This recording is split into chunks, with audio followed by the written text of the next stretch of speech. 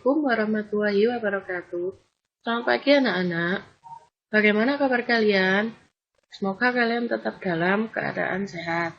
Jangan lupa, meskipun kalian belajar di rumah, kalian tetap harus menjaga kesehatan. Nah, untuk pertemuan kita kali ini, kita akan membahas tentang keguritan. Nah, nanti apa saja yang akan kita pelajari? Itu kita akan belajar pengertian, kemudian ada ciri-ciri keguritan, ada struktur keguritan, kemudian juga ada contoh dari keguritan. Dan di pertemuan pertama ini kita akan membahas sedikit saja tentang keguritan. Yang pertama, kita akan membahas pengertian keguritan. Nah, untuk kalian yang masih bertanya-tanya, apa sih keguritan itu? Jadi keguritan itu dalam bahasa Indonesia itu artinya sama dengan puisi. Nah, untuk pengertian secara lengkapnya, keguritan itu adalah karangan atau tulisan yang terdiri atau yang terbentuk dari beberapa kata yang disusun secara indah, ringkas, dan mempunyai makna. Itu pengertiannya. Kemudian kita lanjut ke ciri-ciri keguritan. Yang pertama, itu menggunakan basa rinenggo atau bahasa yang indah. Jadi bahasanya itu nggak sama dengan bahasa yang kita gunakan sehari-hari. Bahasanya kita harus memilih. Kemudian, saben lirik ngandut makna. Nah, berarti setiap liriknya itu harus bermakna, ada artinya.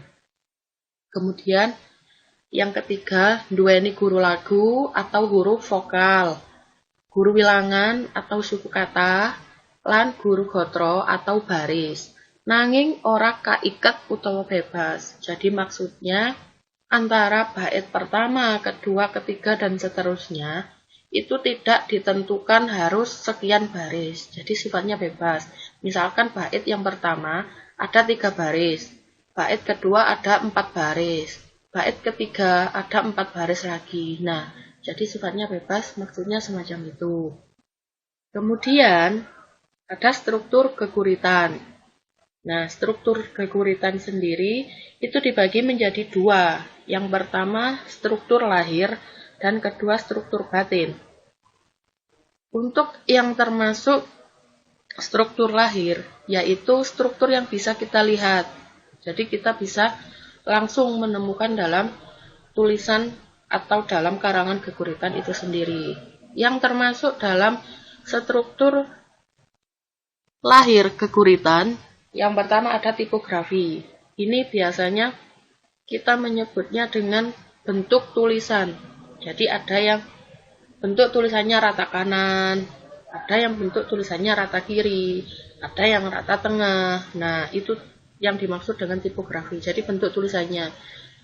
Si penulis atau panggurit ini bebas menentukan tipografi yang seperti apa. Misalkan ingin membuat sebuah keguritan menggunakan tipografi rata kiri semua, boleh. Soalnya ini sifatnya bebas.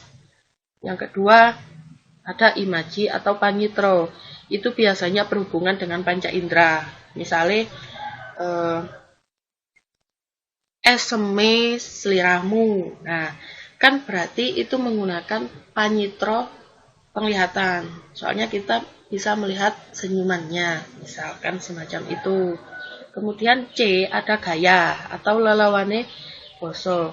Nah, itu berhubungan dengan keindahan kata. Seperti yang saya ucapkan tadi, itu berhubungan dengan keindahan kata. Jadi kata-kata yang dipilih itu kata-kata yang sifatnya indah. Kemudian ada enjambemen atau tembung sumambung. Di sini penggurit memang sengaja menggunakan tembung sumambung. Jadi antara baris pertama dengan baris yang kedua itu ada hubungannya, semacam itu. Kemudian ada purwakanti.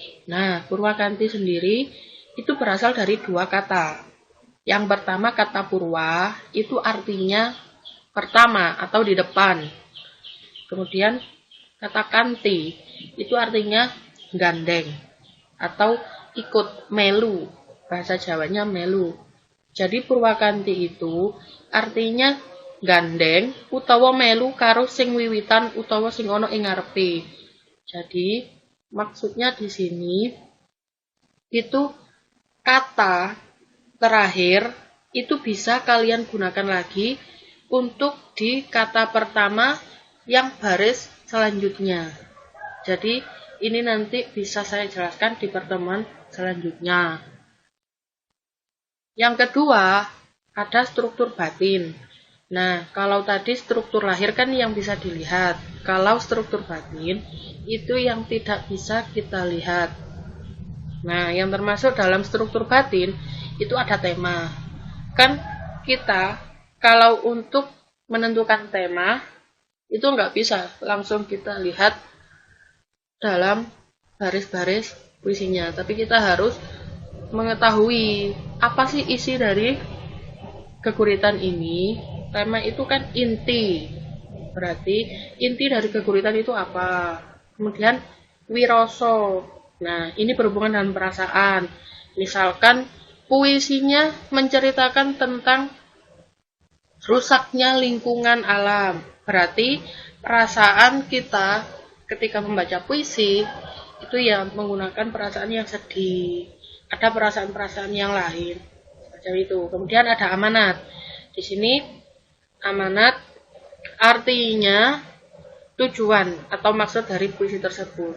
Oh, puisi ini menyampaikan tentang ini. Jadi hal-hal baik atau pesan baik yang dapat kita ambil dari puisi tersebut seperti ini. Saya rasa cukup sekian penjelasan dari saya di pertemuan awal ini.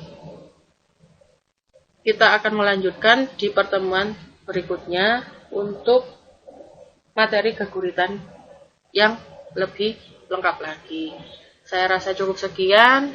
Terima kasih. Assalamualaikum warahmatullahi wabarakatuh.